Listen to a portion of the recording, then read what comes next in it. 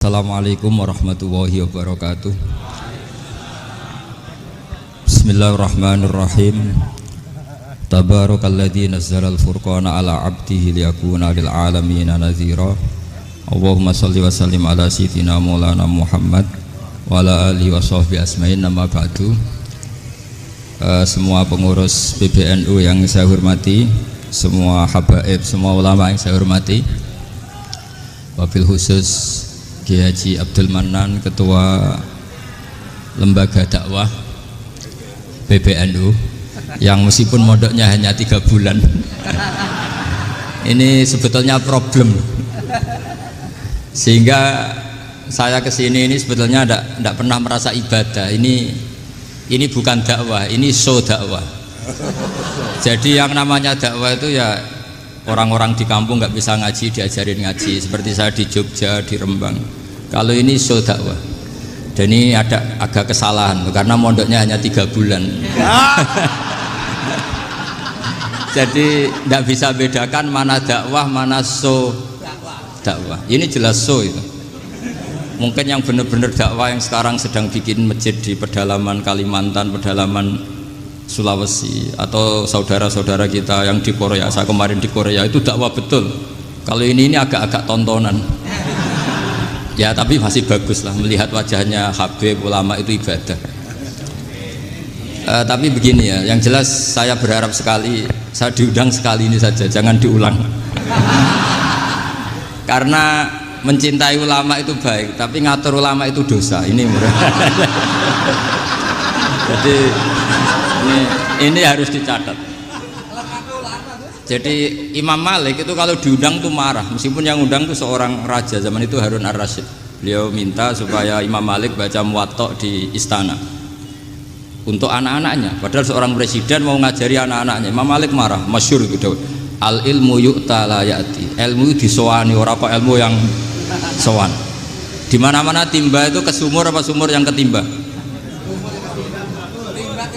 Timba ke sumur. Ini agak kecelakaan.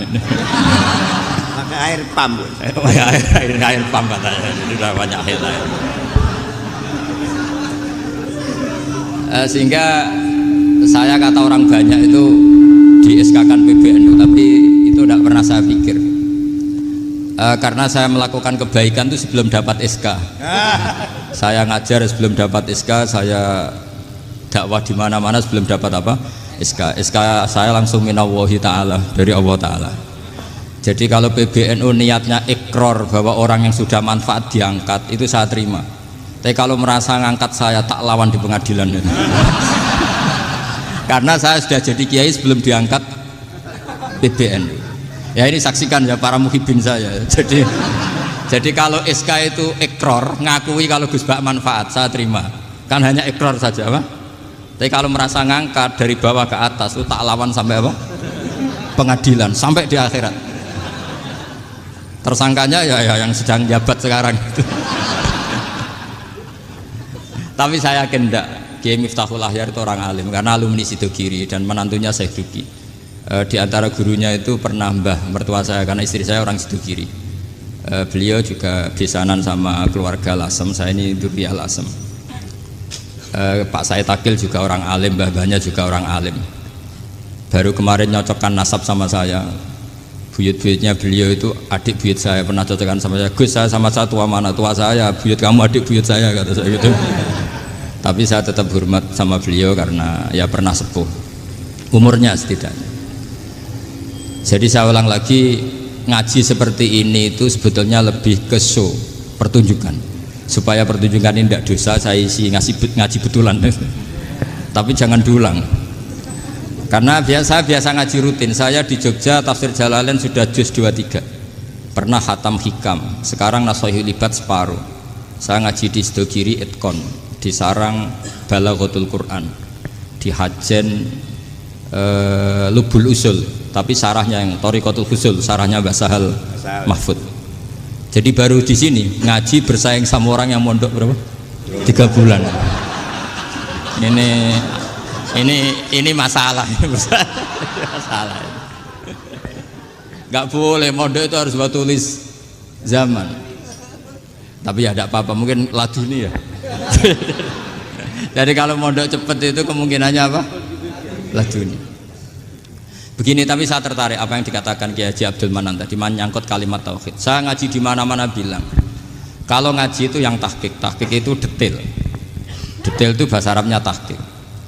Jadi kita misalnya berpikir secara jernih, orang yang kafir 70 tahun itu pasti menjadi muslim karena melafadzkan la ilaha illallah. Dan itu bi ijma'il ulama. Semua ulama mengatakan demikian. Saya ulang lagi, itu bi ijma'il ulama. Karena mansus di Quran ada ayat kulil ladina kafaru iyantahu yughfar lahum ma qad salaf. Kalau orang yang kafir 70 tahun bisa dihilangkan kekafirannya hanya dengan kalimat la ilaha illallah Muhammadur Rasulullah. Berarti kalimat ini statusnya apa? Penghilang kekafiran, apa? Penghilang kekafiran. Lalu ada kelompok yang mengatakan gara-gara kalimat la ilaha illallah dan pegang patok nisan itu orang menjadi kafir. Ini kan jadi paradok. Lafat yang kita statuskan sebagai penghilang kekafiran dengan lafat yang sama orang menjadi kafir. Itu nggak ketemu nalar. Mbok nalar paling apapun tetap nggak ketemu. Kecuali tadi ya dalilnya pokoknya ngotot tadi. Itu memang kacau itu. Tapi alhamdulillah mereka insya Allah ya sadar. Kamu jangan bayangkan mereka tidak sadar terus, berarti kamu doanya jelek. Bisa saja mereka sudah ingin sadar, berhubung digojlok ini terus gak jadi sadar. Jadi jangan-jangan salah kita karena sering gojlok sehingga yang mau sadar jadi tidak apa? Nggak sadar. Saya tadi jam 10 sampai setengah 2 masih ngajar di pondok saya ngajar tafsir masih di Rembang sana saya. Terus saya ke Semarang Delalah Muyassar. Ya mungkin agak-agak keramat, jadi tetap jam 3:4 saya bisa ketemu Habib Umar Hafid. Saya beberapa menit ya diskusi tentang manhaj beliau, dan kebetulan saya sering belajar kitab beliau sama alumni Darul Mustafa. Meskipun saya tidak pernah ke sana, tapi saya tahu betul mazhab beliau karena al arwah junudun apa? Mujannada. Begini, saya sering dingetikani Mbah Mun, politik tidak jelas itu bagian dari kejelasan. Ini yang perlu dicatat.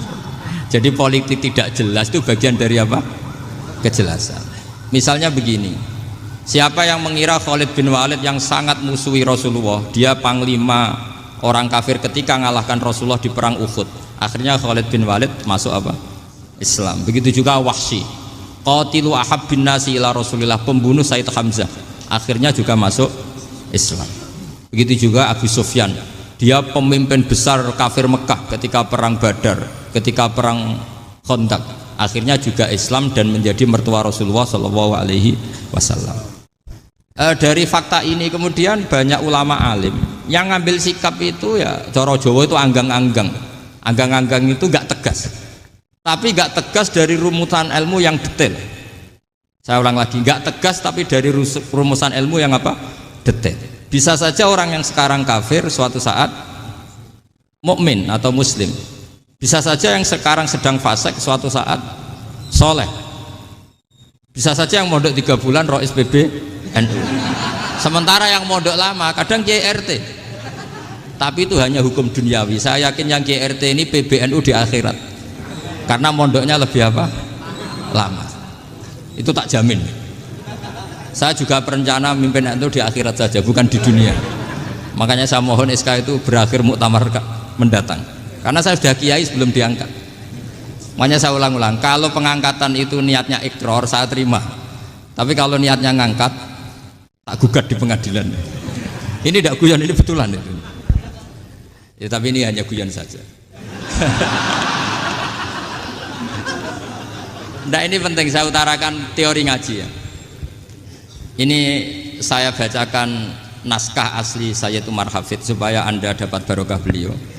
Karena beliau selain alim allamah, muridnya Habib Salim, juga beliau pernah ngaji kutub Sayyid Abdul Qadir Segaf di Jeddah.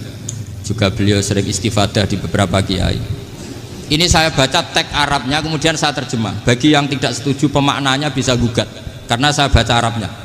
Yang nggak setuju pemaknanya bisa gugat, tapi tak jamin kalah karena saya paham betul teksnya maknanya seperti itu. Logikanya tadi ya, ketika Rasulullah ngambil sikap tegas kepada Qatilu Hamzah yaitu Wahsy, dan ketika Rasulullah ngambil sikap tegas pada orang-orang yang mengalahkan beliau di perang Uhud, kaifa yuflihu qaumun fa'alu bi anbiya'ihim hakadha, bagaimana mereka jadi orang benar atau orang yang dapat kebahagiaan kalau mereka perlakuannya seperti Nabi seperti ini, yaitu Nabi sujja wajhu masyhur wa kusirat ruba, yaitu Nabi itu wajahnya terluka, gigi serinya tanggal. Orang-orang seperti ini tuh nggak akan bejo kalau orang Jawa, nggak akan falah. Tapi apa yang terjadi? Allah menurunkan ayat laisa laka minal amri syai'un aw yatuba 'alaihim aw yu'adzibahum. Muhammad itu bukan wilayah kamu ngecap orang, menstigmasi orang itu tidak wilayah kamu. Saya bisa saja mengampuni mereka atau menyiksa saya itu atau menyiksa mereka itu wilayah saya, kata Allah. Saya bisa saja mengampuni mereka atau menyiksa mereka itu wilayah saya. Sehingga akhirnya apa? Rasulullah tidak ngambil sikap yang mungkin orang lain mengatakan itu tidak tegas. Tapi itu kearifan. Betul, akhirnya Wahsy malah masuk Islam. Khalid bin Walid panglimanya juga masuk Islam. Dan beberapa orang kafir juga masuk Islam, termasuk mimpinihim, ketuanya yaitu Abu Sufyan. Ini penting saya utarakan. Makanya ini saya baca pembenaran dari konstruksi pikiran tadi. Nah ini supaya khas. Ini khasnya orang mondok 10 tahun ini. Jadi ini tak baca ini. Nah, biar jelas ini nanti tagnya persis ya, tidak saya rubah. Ini di kitabnya Habib Umar Hafid, namanya itu Taujihun Nabi Limardoti Bari. Kalau diterjemah ya mengarahkan orang yang sadar. Nabi itu orang yang sadar ya, sampai ini termasuk orang yang sadar. Limardoti Robbi, menuju mendapat ridho Tuhan atau Allah Subhanahu wa Ta'ala. Saya baca tagnya ini di halaman 179. Ini tidak ada yang saya rubah, tidak saya kurangi. Bismillahirrahmanirrahim. Fala buddha an nuwattina qulubana ala annana khodamatu ahli hadal qaul wa yattali'u wa min qulubina annana na'taqidu imkaniyata ayyasfa'a fi ahadina yaumal qiyamati man huwal ana kafirun yuslimu faya'lu sya'nu indal haqqi fayakunu sababan li kholasika fil qiyamah yumkinu dzalik. Jadi kita para dai, para kiai itu adalah khodamatu hadal kaun. Kita ini adalah pelayan alam raya ini yang selalu berharap alam ini akan lebih baik. Orang yang sekarang sedang kafir bisa saja nanti yang nyafaati kamu di akhirat, yaitu mereka masuk Islam lalu Islamnya lebih serius, akhirnya punya hak syafaat. Sementara kamu Islam mulai kecil tapi biasa-biasa saja seperti ini, mulai dulu ngaji terus sama Ki Abdul Manan, nggak pernah yang ngisi ngaji, itu artinya nggak ada perkembangan. Makanya saya nggak ingin ngaji lagi karena saya ingin perkembangan Anda nanti tukang mengisi, bukan yang diisi. Kalau saya nanti ngaji lagi di sini, artinya Anda kalau tetap mendengarkan itu tidak ada perkembangan. Pantes saja semulang Gus Bahak sampean sing ngaji. Sekali-kali ada perkembangan, saya ngaji sampean yang mulang, itu bagus itu. Meskipun itu perkembangan yang menyesatkan.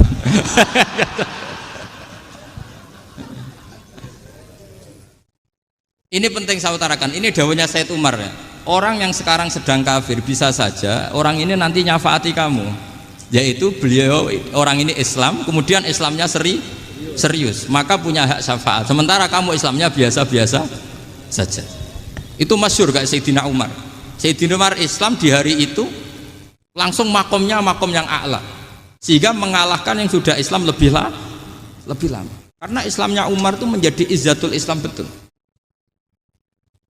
Makanya jangan benci orang tegas teman-teman, kadang ya ada baiknya. Abu Bakar itu sudah Islam tapi layinal janib, orangnya santun. Kalau dipisoi orang yang menengahi lah, kira-kira seperti itu. Begitu juga Bilal, Ammar, Suhaib. Singkat cerita, Rasulullah itu sering dibully ya, sering disiksa orang-orang kafir. Rasulullah berharap, wah kalau yang Islam gini terus repot. Melihat Umar ini petarung di pasar Uka, dia dapat uang itu kalau tarung, menangan. Kata Rasulullah, kalau ini yang Islam ya bagus. Beliau berdoa, Allahumma aizal Islam bi Umar. Itu kira-kira 2 hari dari doa beliau, Umar masuk Islam. Itu pertama masuk Islam itu orang-orang kafir diparani.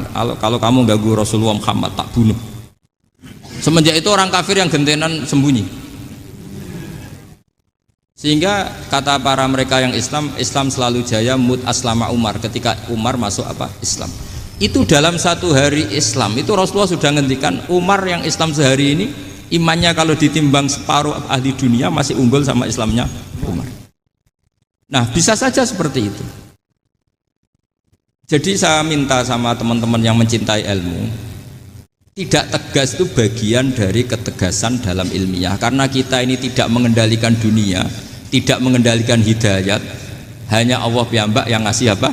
Hidayat. Maka sikap kita laisalaka minal amri syai'un aw yatuba alaihim aw yu'adzibahum. Rasulullah yang ahabul khalqi ilallah saja tidak boleh tegas karena semuanya potensi itu ada. Cuma kita tegas dalam kebenaran saja, tapi nggak perlu tegas dalam mengawal kebenaran. Kenapa demikian? Karena Islam ini agama yang akan dijaga Allah ila yaumil. Yang jaga Islam bukan PBNU, bukan PP Muhammadiyah, bukan kiai. Yang menjaga Islam namun Allah Subhanahu wa ta'ala. Makanya Sayyidina Umar itu kalau disuruh mikir Islam itu nggak mau betul. Masyhur itu dalam tarikh-tarikh. Umar mimpin itu sukses, banyak futuhat. Singkat cerita akhirnya orang tuh kelangenan, wah kalau Umar meninggal kayak apa. Sehingga Abdullah bin Umar setiap jalan-jalan tuh dibully, kalau sekarang dibully. Ya Abdullah bin Umar, bapak kamu itu gimana? Sudah sepuh mau meninggal kok tidak suksesi.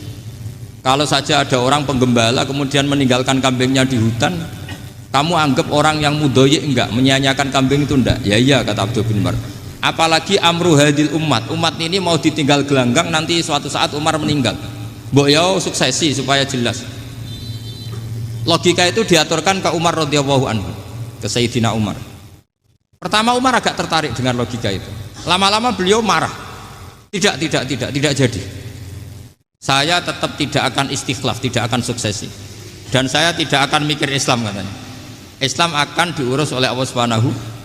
Terus beliau ngendikan, Islam ini jalan ketika ditinggal Abu Bakar, bahkan ketika ditinggal ahabul khalqi ilallah akramul khalqi indallah, yaitu Rasulullah Muhammad sallallahu alaihi wasallam. Coba Islam dulu dipimpin Abdul Qadir ketua wali, dipimpin Wali Songo, dipimpin orang top. Sekarang dipimpin mondok 3 bulan jalan. Karena Islam yang ngatur Allah Subhanahu wa ta'ala. Jadi ini penting. Loh coba ustadz tuh banyak yang nggak bisa ngaji loh. Tapi ya laku ya nggak masalah. Loh saya kemarin di Korea seminggu. Itu TKI jadi khotib, ada yang jadi mufti. Ada yang jadi suriah. Itu ada yang di sana jadi suriah, pulang ke kampung angon kambing lagi. Loh itu teman saya kenal. Suriah Korea. Iya suriah Korea tapi artinya gini, bahkan masjid semua yang di Korea itu didirikan oleh TKI dan TKW. Mereka digerakkan Allah untuk mikir agama, karena agama ini milik Allah. TKI saja mikir. Makanya ini penting, yo dakwah tapi tauhidnya sing kenceng, jangan dakwah kenceng tauhidnya kendor. Itu bahaya betul. Saya ulang lagi ya, ini dawuh Habib Umar. Jadi kata beliau, fala budda an wattina kulubana, kita harus yakin seyakin-yakinnya bahwa semua kemungkinan itu mungkin. Makanya masyhur dalam tarikh ketika kafir Quraisy mau disiksa oleh para malaikat karena mereka sering menyakiti Nabi, kata Nabi gimana? Jangan. Saya berharap kalau bapaknya tidak mukmin, suatu saat anaknya mukmin. Masyhur dalam tarikh. Musuh Nabi besar siapa? Walid bin Mughirah. Punya anak Khalid bin Walid. Abu Lahab punya anak Darrah, itu mukminah yang baik. Abu Jahal punya anak Ikrimah, itu mukmin yang baik. Di Indonesia lebih hebat lagi. Bapaknya ra iso maca Quran, anaknya hafid. Bapaknya utun ratamat SD, anaknya jadi dekan. Di Indonesia banyak orang nggak siapa-siapa, anaknya jadi presiden, anaknya jadi menteri. Artinya jangan karena bapaknya kafir kamu nganggap anak turunnya pasti selalu kafir. Teori itu sudah salah zaman Rasulullah. Yaitu Walid akhirnya punya anak Khalid, Abu Lahab punya anak Darrah. Terus siapa? Abu Jahal punya anak siapa? Ini penting saya utarakan karena dakwah kalau terlalu semangat, nanti kalau menghilangkan tauhid bahaya. Tetap innal huda. Uni Soviet kayak apa? Mengkooptasi negara-negara sekelilingnya sampai jadi Zuni. Tapi apa yang terjadi? Uni Soviet yang runtuh, persemakmurannya semua rata-rata jadi negara apa? Islam, kayak Uzbek, kayak Ceknya, kayak apa-apa. Karena agama ini diurus Allah. Sehingga kalau tapi kamu ngitmai agama nggak apa-apa. Makanya istilahnya Habib Umar khodamah itu pelayan, nggak apa-apa. Kita ngitmai agama itu nggak apa-apa. Dengan ngitmai terus mikir nggak apa-apa. Tapi jangan mikir yang merasa kalau kita mati, wah nanti agama ini kukut karena saya mati. Kamu itu siapa? Agama Islam ini tidak pernah dipasrahkan kamu. Diurus oleh Allah Subhanahu wa taala sendiri. Sehingga ketika Wali Songo meninggal, agama ini tambah kuat sampai sekarang. Kecil saya itu kalau pengajian susahnya bukan main, harus izin sana sini. Sekarang setiap pengajian polseknya datang, polresnya datang, nggak ada intel, nggak ada apa. Padahal kiai dulu sama kiai sekarang itu kira-kira alim mana? Raden kiai dulu. Mbah Hasyim Asy'ari itu ngarang kitab sampai dibaca di Yaman. Saya sering baca juga kitab beliau, Risalatu Ahli Sunnah wal Jamaah. Kiai sekarang mau terjemah aja kadang salah memahami. Tapi ya Islam tetap jalan karena Islam ini dikawal, dijaga oleh Allah Subhanahu wa taala. Maka kalau dalam cerita tarikh sirahnya Ibnu Ishaq itu, tauhid itu penting. Beliau cerita begini. Sayyid Abdullah itu namanya Abdullah bin Abdul Muthalib. Kita tahu kenangannya Rasulullah terbanyak itu bukan dengan Sayyid Abdullah tapi dengan Sayyid Abdul Muthalib, dengan mbahnya. Karena Nabi itu mulai kecil dirawat oleh siapa? Mbahnya. Yaitu yang disebut Nabi ketika 2 bulan kan abahnya sudah meninggal. Ya saya baca ya, pakai bahasa Arab biar jadi bid'ah. Nanti kalau bahasa Indonesia ada bid'ah. Tidak betul. Diba atau berjanji sebenarnya itu kitab sejarah, berhubung dibaca bahasa Arab terus kayak mantra. Terus yang belakang mau nyenggai soleh aleh, sehingga kubu sebelah bilang tuh khurafat dan bid'ah. Coba diterjemah ini, coba nanti saya baca bahasa Arab. Walamma tamma min hamli syahroni ala masyhuril aqwalil marwiyatu fiya bil madinati abuhu Abdullah wa kana qad istaza bi aqwalihi bani adi min at-taifatin najariyah wa makatha syahron saqiman yu'anu nasukmahu wasyakwa. Terus di pojok sana bilang soleh aleh. Pasti kubu sebelah yang liwat, wah itu khurafat bid'ah karena dianggap mantra. Padahal artinya coba sampean baca bahasa Indonesia. Ketika hamil Rasulullah umur 2 bulan, abahnya meninggal di kota Abwa. Kota Abwa adalah kota keluarga besar ibunya Sayyid Abdullah. Kebetulan pas ke sana beliau sakit sampai 1 bulan dirawat. Bid'ahnya di mana kalau diterjemah? Wong itu kitab tarikh. Makanya saya nggak tahu yang membidah-bidahkan tiba itu karena tadi. Tapi sampean juga ikut salah karena nyenggai sholawat tantok itu. Jadi makanya saya bilang tadi kalau bahasa Arab bid'ah, kalau sudah terjemah tidak bid'ah karena kelihatan kalau itu hanya kitab tarikh. Loh, coba bid'ahnya di mana? Wa ba'du fa'aqulu wa Muhammad bin Abdullah bin Abdul Muthalib bin Hasyim. Itu kalau diterjemahkan, kamu harus tahu siapa nama Muhammad. Muhammad punya abah siapa? Rasulullah Muhammad Abdullah. Punya abah siapa? Abdul Mut. Punya abah siapa? Hasyim. Coba baca gitu di kubu sebelah. Oh iya. Berhubung baca bahasa Arab. Wa ba'du fa'aqulu wa Muhammad bin Abdullah bin Abdul Muthalib bin Hasyim. Jadi itu hanya salah baca saja. Maksudnya salah yang ngukumi, bukan salah yang baca, salah yang apa? Ngukumi. Sayyid Abdullah ini orang yang tauhidnya sangat kuat. Sayyid Abdul Muthalib lebih kuat lagi. Saya cerita sedikit betapa pentingnya tauhid. Ketika pasukan Abraha bawa pasukan gajah mau menyerang apa? Ka'bah. Itu sebelum menyerang itu semua aset-aset milik orang kafir Quraisy, milik orang Quraisy lah. Itu ditawan, diambil. Termasuk milik Sayyid Abdul Muthalib, milik Abdul Muthalib. Terus ketika mau masuk Ka'bah, mau masuk Mekah, kata Abraha, man sayyidu hadal wadi, siapa yang kamu tuakan, yang kamu pertuan di sini? Oh, Abdul Muthalib. Abdul Muthalib itu dipanggil, itu auranya luar biasa. Abraha yang di tempat perkemahannya itu harus duduk di atas karena dia raja, itu duduk di atas gak berani. Saking wibawanya Abdul Muthalib, ini mbahnya Rasulullah. Akhirnya Abraha bilang gini, saya duduk di bawah tidak mungkin karena saya raja. Kamu duduk jejer saya tidak mungkin karena nanti umat saya kecewa karena raja kok disaingin gitu. Ya sudah, sambil berdiri-diri kita ngomong. Akhirnya Sayyid Abdul Muthalib tadi Diomongin gini, saya itu tidak ingin merusak orang-orang Mekah, orang-orang Quraisy. Saya hanya kecewa punya tempat ibadah dikencingi, diberakin sehingga saya mau merubuhkan Ka'bah. Tapi dengan damai, nggak ada perang. Apa jawabnya Abdul Muthalib? Lucu. Nggak apa-apa, Ka'bah kamu robohkan silakan, nggak apa-apa. Yang penting onta saya yang kamu sita kembalikan. Harta saya yang 100 onta kamu sita kamu kembalikan. Itu Abraha kagetnya bukan main. Kaget karena kamu itu pemimpin apa? Tadi saya hormat kamu karena kamu tak anggap orang hebat. Hadhil Ka'bah dinu abaika. Ini Ka'bah itu agama kamu. Pas saya hancurkan kok kamu tenang-tenang saja. Padahal pas mau saya hancurkan kamu tenang-tenang saja, malah tanya unta kamu itu gimana? Apa jawabnya Abdul Muthalib? Inna lihadal baiti rabban hamahu. Sebab Ka'bah itu ada yang punya dan pasti akan melindungi Ka'bah. Tapi kalau unta itu milik saya, ini urusan saya, ini unta. Jadi inna lihadal baiti rabban hamahu itu tidak milik saya, itu ada yang punya. Ya sudah, biar yang punya aja yang jaga, itu tidak urusan saya. Akhirnya unta dikembalikan, aman deh, untung double. Terus akhirnya dia ke Ka'bah, fa'akhudha bi halaqatil bab, karena dulu apa itu halaqatil bab, karena dulu itu yang dipakai apa itu pegangan itu bentuknya apa, bulat, makanya diistilahkan halaqah apa, bulat. Kalau sekarang halaqah ilmiah itu seminar. Tidak. Halaqah itu buruhi lain lagi. Ya.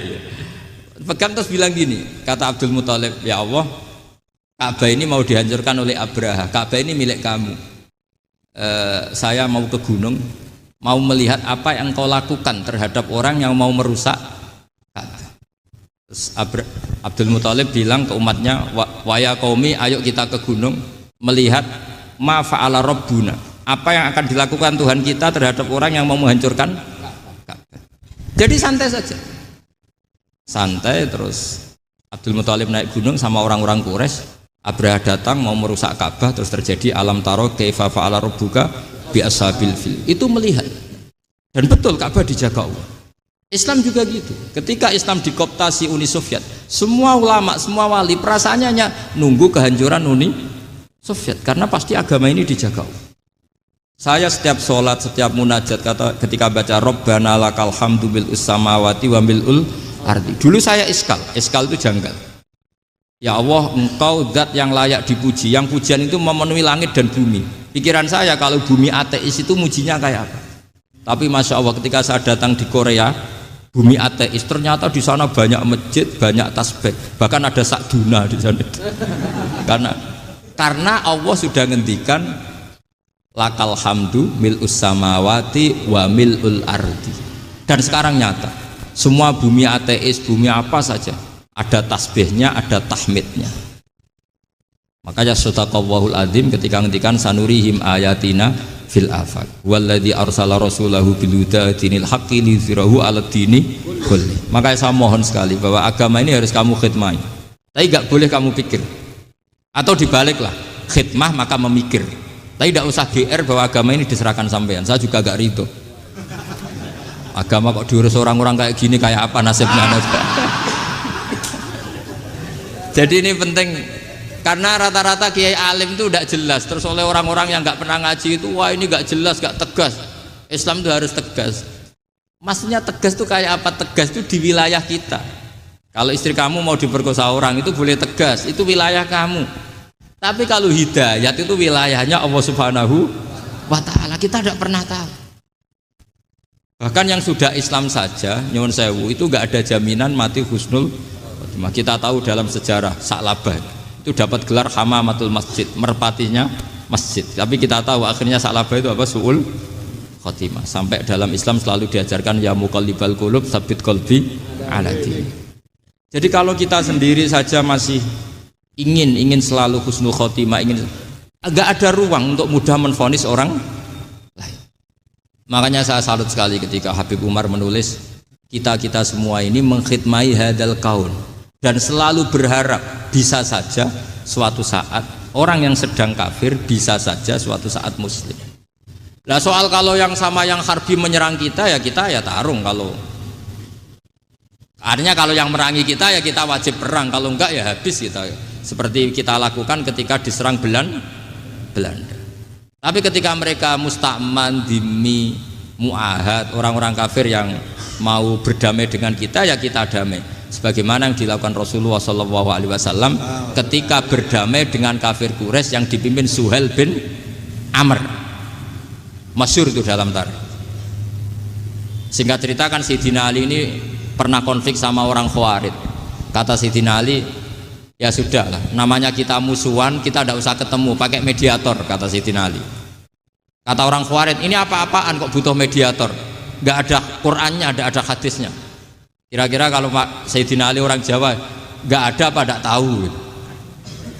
Walhasil Sayyidina Ali akhirnya baca ayat, wa in khiftum shiqaqa bainihima fab'atsu hakaman min ahli wa hakaman min ahliya. Jika suami istri tengah konflik, maka yang keluarga suami kirim mediator, yang keluarga perempuan juga kirim. Terus kata Sayyidina Ali, wa amru ummati Muhammad a'dhamu min amri rajulin wa imra'atin. Kalau suami istri saja ketika konflik butuh mediator, apalagi ini kelompok besar, pasti lebih butuh mediator. Akhirnya lalu mediatornya siapa? Kata Sayyidina Ali, ya siapa saja yang penting baik. Ditunjuk seseorang, diprotes sama orang Khawarij, ini orang nggak kredibel. Oh, terus Sayyidina Ali marah-marah. Rasulullah itu pernah berdamai dengan orang, bahkan orang itu kafir, yaitu Sulhul Hudaybiyah. Nabi itu berdamai dengan orang yang bernama Suhail bin Amr, ketika itu kafir. Makanya ini menunjukkan bahwa musolahah ma'al kufar itu boleh demi kelangsungan bernegara, berbangsa. Kamu tidak usah meragukan reputasi NU. Ketika dulu kafirnya kafir harbi zaman Belanda, ya Mbah Hasim fatwa apa? Jihad. Jadi jangan kira tidak tegas, kita tegas sekali, justru kita yang punya masa lalu tegas. Tapi kepada siapa dan dalam konteks apa? Paham ya? Terus ini penting sekali untuk dijernihkan. Ini saya baca berikutnya nanti, tidak supaya tahqiq saya syukur sekali, saya tadi sekaligus minta ijazah sama Habib Umar, dan memang saya ngaji ini lama sama teman-teman alumni Yaman, cuma belum pernah ketemu mu'alifnya.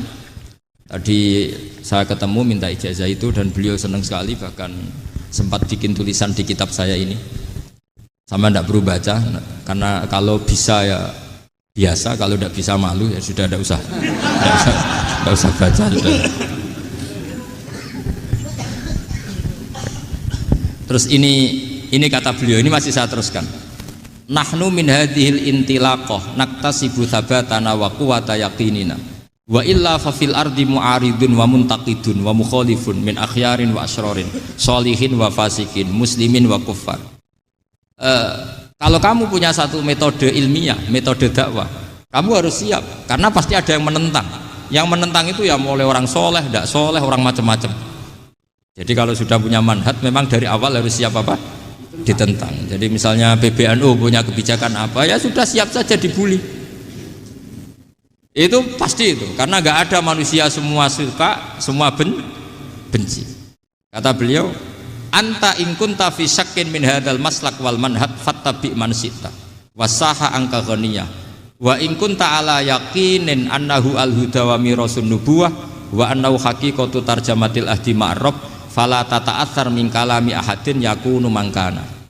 Jadi intinya kita mengawal Islam secara rahmatan lil alamin itu justru kita berharap menjadi simpatik dan menjadikan mereka menjadi napa Islam. Jangan ketika simpatik dianggap gak tegas. Saya masih ingat betul dawuh Mbah Mun, hak sekseni, kata beliau. Saya masih ingat kalimatnya, sekseni.